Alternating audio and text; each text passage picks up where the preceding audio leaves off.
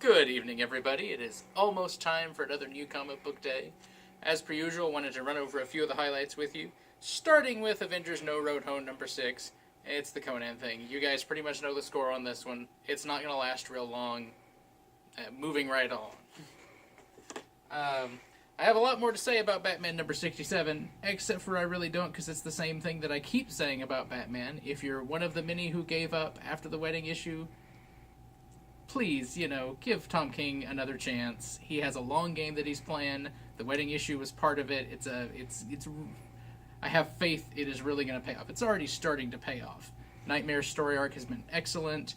We've got good things coming. I'm really, really enjoying Batman. Invisible Kingdom is, this might be the second, or it might be the first of Karen Berger's books under the Berger Books label with Dark Horse. G. Willow Wilson picking up after her Miss Marvel long tenure, including creating the character, has ended. Teaming up with Christian Ward, a personal favorite artist of mine, who's he's funky. We'll call him funky. His work is super, super colorful, and I just can't get enough of it. I love it. I'm really excited about this book. I think it looks cool. I think you should pick it up. The Life and Death of Toyo Harada. So for any of you who picked up the 2012 Harbinger series, loved it like I did, and maybe you also read Imperium following up on what Toyo Harada was doing after Harbinger, and have kind of wondered, hey, why has Harada been absent from Valiant Comics for the last couple of years? Well, this miniseries is Joshua Dysart coming back and writing his swan song on the character, explaining what's been up with that, and it promises to be pretty earth-shattering stuff. It's kind of, his swan song on not just Harada, but kind of the entire Harbinger section of the Valiant universe.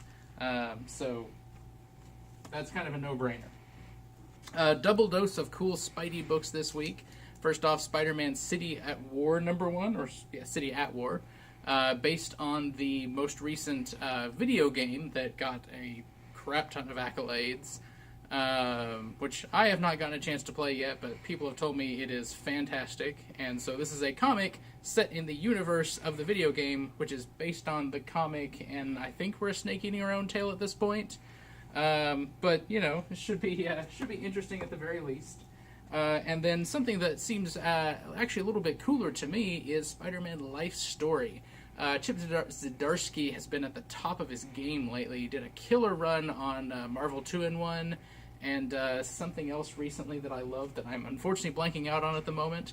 But he's been doing great work, and this is a really cool high-concept series. What if Spider-Man had aged in real time from the time that he was created? So this first issue is covering the 60s, and next we'll be covering the 70s, 80s, 90s, so on and so forth, but with each one, Peter actually being 10 years older in real time, as opposed to the nebulous, he was going to ESU in the late 80s, and then, he was pretty adultish in the 90s, but now he almost seems more teenagery again. I don't know, Marvel continuity. But this should be an interesting experiment with the form. That's all the major highlights for this week. As per usual, this stuff will be on sale at 10 a.m. tomorrow morning, and we will see you all then.